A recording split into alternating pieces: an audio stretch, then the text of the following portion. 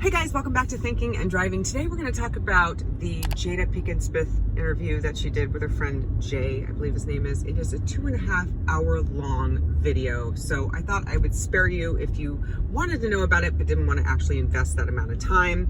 We're going to have a chat about some of the things that they touched on that I found strange and or contradictory, and how it just kind of like went a little in circles. And I really want to get your thoughts on it. But there's a picture of me up because I have a bug bite. A mosquito decided to get me right on my face, and I'm allergic to mosquito bites, so my face is swollen, and I thought this would be a lot better way to start the video than with the scary image that is my face right now. So that's what we're going with today on the Thinking and Driving portion of the program. I hope you guys liked today's video, and yeah, let's get into it.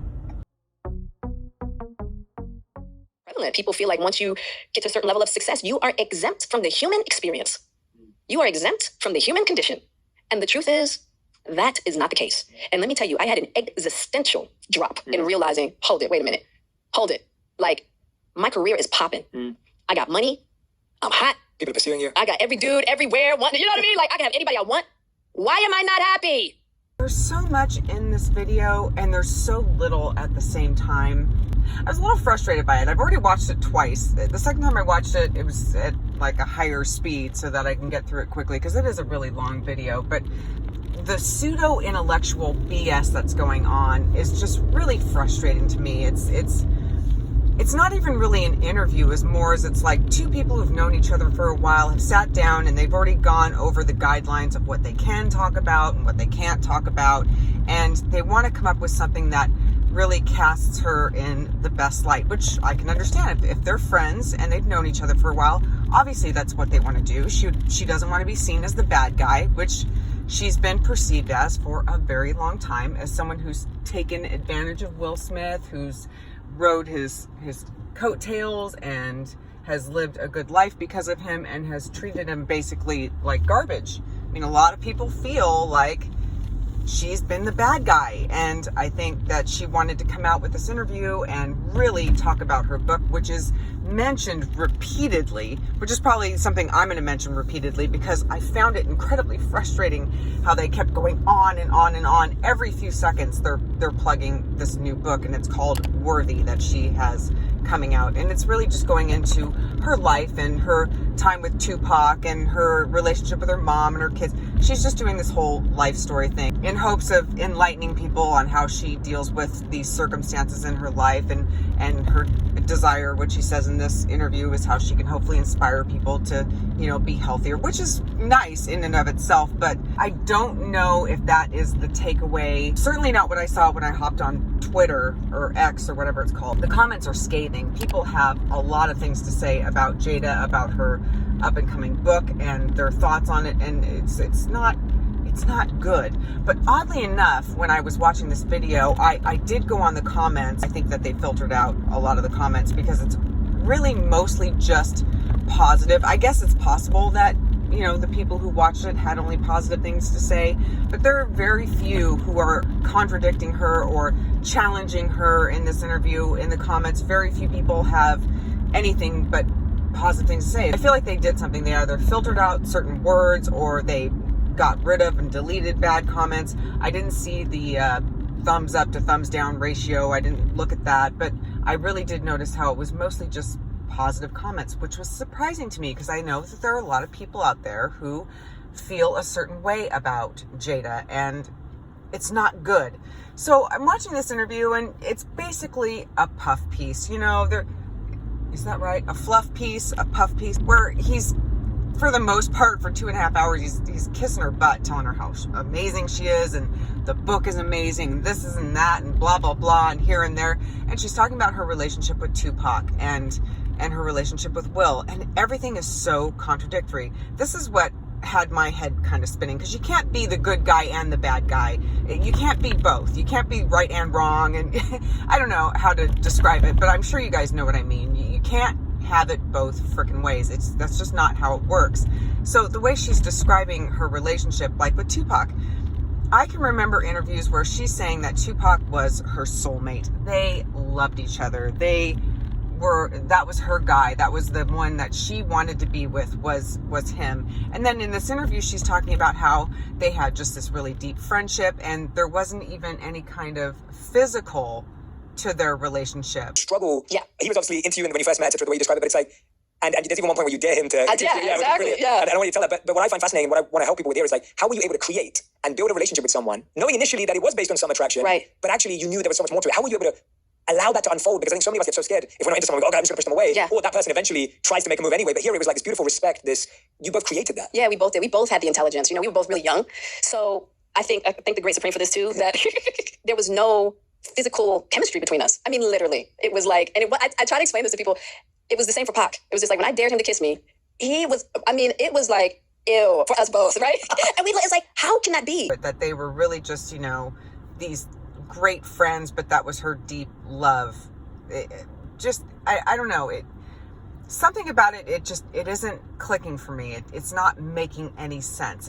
It was kind of strange how she was talking about it, and how he had proposed to her from Rikers Island, wanted to marry her. And I feel like, how can you say that you guys just had this deep friendship, but it was so passionate and you wanted to marry each other, and he wanted to, and then there were people on Twitter, I'm going to call it Twitter because to me, that's just what it is. They're saying, there's a comment, and I'll put it up here somewhere, where someone said they had done the research and never once had he ever even mentioned it, never mentioned wanting to marry her or any of the things that she's talking about in this interview. So I feel like maybe there's not like a whole lot of truth coming out here. I don't know.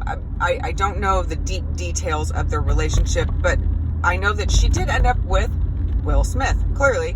And she says in the interview that Tupac approved of him, and that was the only guy that had, ever gotten his approval. So she's with Will. Then they delve into the conversation about their marriage and how they have been separated and living as single people since 2016. Like I said in the book, it's like we have this beautiful friendship, and we really look at our marriage as being the cornerstone of family. We're both kind of coming up with different definitions of what marriage means for us. What people don't know, that I talk about in the book a lot, is that there have been several breakups between Will and I. Will talks about it, my 40th birthday, which was a big breakup for us. We were actually looking towards separating and divorcing, and we separated. The world just didn't know. Then we had a reconciliation, and then 2016 came, and we had the ultimate break.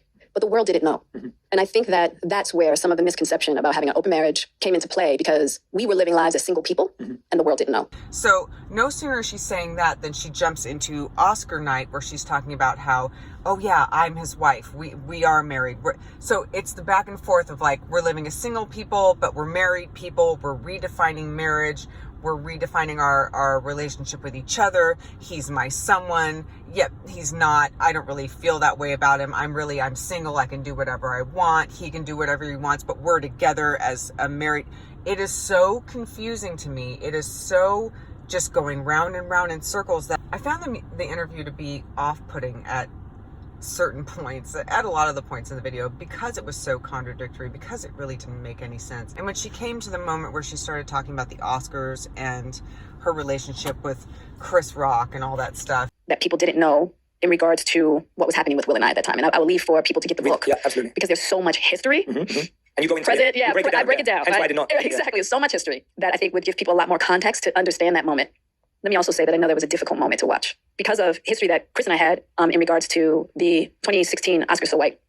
And I'll let people read to get up to speed on that. But when I first saw Chris's name come up as one of the presenters, I said, oh boy. I looked at Will and I was like, he's not going to be able to help himself. This is going to be something. I was like, I already knew. And I was like, okay. So Will had been going back and forth backstage all night. So when Chris said what he said, I looked to Will as if to say, see, I knew it, right? She again wants to paint herself in this really great light, saying that, she was invited as family with Will, and she was so honored that he invited her as family, but not as his wife. And then later says, but I'm there as his wife. Again, I have to say it because it's like, it's just confusing to me. It's really frustrating. It's like, here we go around in this weird circle. So are you or aren't you?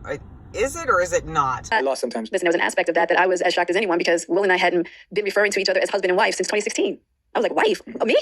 That's right. I am. I'm okay. That's right. I am your wife. And that kicked in. I'm like, yep, here we are.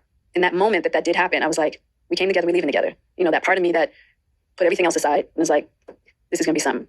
I need to make sure Will's okay. We're going to get through this. I had no idea that that was none whatsoever. And I came as family. I actually didn't go to the Oscars as Will's wife. And I know for people that's weird, but what was going on behind the scenes? Will and I had been like, we weren't living as husband and wife since 2016. I feel like it's whatever she can say that's going to spin the right narrative for her and cast her, like I said, in the very best light. So she's talking about how she doesn't even recall her rolling her eyes in the moment, which I'm going to put in clips that you guys are going to see. So I wasn't upset about me. And I don't remember actually rolling my eyes. I think what people saw was me looking at Will going, I told you, I knew he was going to do that. Lord! Jada, I love you. G.I. Jane 2, can't wait to see it. All right?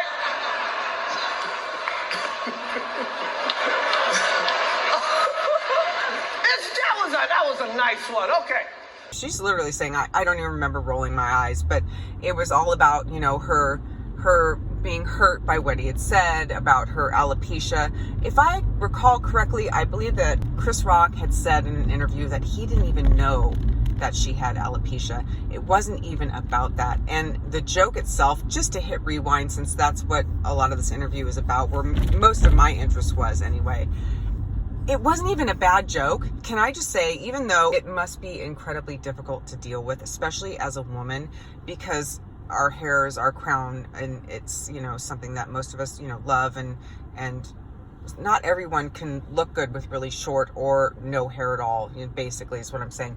But she looks freaking amazing. She has, whether it's really short hair or completely bald, Jada looks beautiful without any hair. So not that it makes it okay that she has alopecia, but can I just say, she really does look amazing without hair. She's a beautiful lady regardless. And I don't know. I feel like that's another thing that she kind of like falls back on. I think that she was just kind of offended, and she does do the eye roll, and she does give Will, who is laughing in the moment when the joke is happening. It is a very mild joke. It is not a bad joke. And also on that note, can I just say that it's kind of a compliment, because when I watched G.I. Jane, I thought that all those years ago, Demi Moore looked phenomenal. She went all out for that role. She was just completely like built. She looked freaking amazing. And she looks great with a shaved head too. She looks fantastic.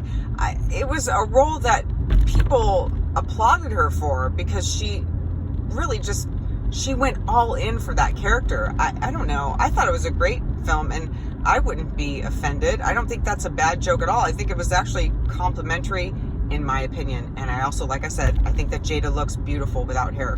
She's just someone that can rock the no hair look and still look really good. So I feel like she did instigate something, because in that moment, like I said, and we've all seen it, we've all seen the video, the joke is mild. Will is laughing. She rolls her eyes. She does. She rolls her eyes, looks over at him. All of a sudden, he gets up and he goes on stage and slaps Chris Rock in the face.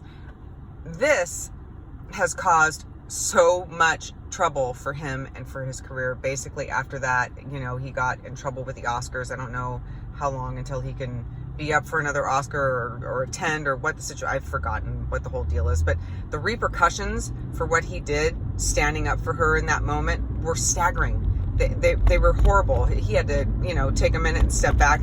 His apology was absolute garbage, but whatever. That aside, he really took a lot of crap for what he did in that moment, defending her and hitting him over that very not funny, but not even that terrible of a freaking joke. It wasn't even that bad of a joke. It's just kind of weird. I don't know. And she's just going on talking about, you know, how her book is just going to explain all of it, and it's going to help us all to see that, you know, she's really the victim here, and she's really the one who's had to go through all this stuff with her bad childhood. And listen, I had a crappy childhood, but there comes a point, you know, in our lives, even though we've dealt with abuse and all of that, where you have to figure out how to go ahead and help yourself. You can't continually blame the past for the actions that, you know, we have today, because once we grow and we learn, and if she is as intellectual as she would like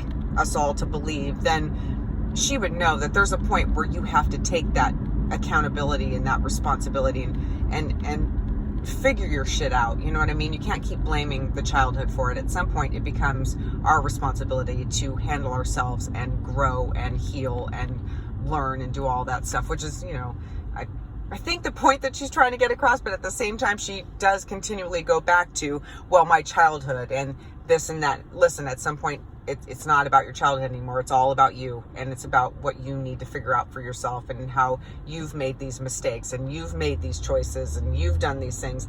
You know, the same goes for every one of us who are out there in the world making choices every day. So the interview doesn't have any of that. It unfortunately is just very superficial. It's very surface level. There's no real in-depth conversation about anything, and it's just an opportunity for her to plug her book. And even when she talks about, you know, going to the table, the red table talk with Will Smith, and not even taking accountability for the fact that she just completely shamed the guy publicly, repeatedly, has done these things. And you see him crying, and he's a talented actor. He could have been, you know, using his talent to make that happen. Who knows? But how embarrassing to have this entanglement conversation for the whole world to see. And you know I talk about how, you know, I would like to get to the bottom of what happened, because I am curious to know the full truth of what was going on, because she's talking about all these layers and stuff like that when it comes to her and Chris Rock, and apparently how he liked her at some point.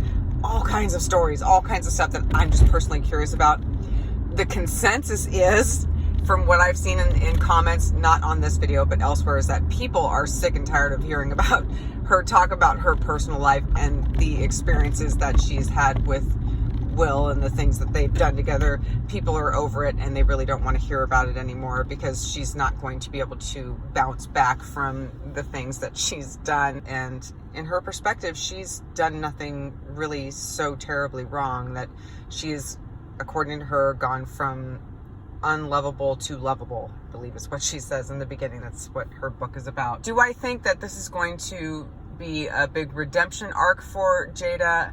I don't. I think that people already feel a certain way about her, and I think it's going to continue to remain that way, because she isn't doing anything that would bring about any kind of redemption arc for herself. She is simply trying to make herself look as good as she possibly can, and she has chosen a person who absolutely just like kisses the ground she walks on to do this interview with her, is what it appears anyway. It's all hugs and you've given me so much and this and that, and it just seems to me that it's going to be something that is going to be a flash in the pan. It's going to be here. Some people might read it and talk about it, but for the most part, I think that things will remain the same. But I want to know what you think. How do you feel about this whole thing with her book, with her thoughts and ideas, how she goes back and forth with her relationship of the, we're not together, we're single, but we're married, and it's all just very confusing to me and very contradictory and kind of frustrating. But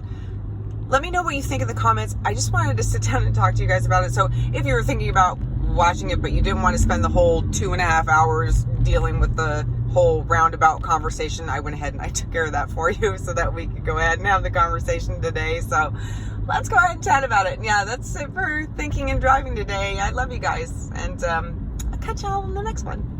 Bye!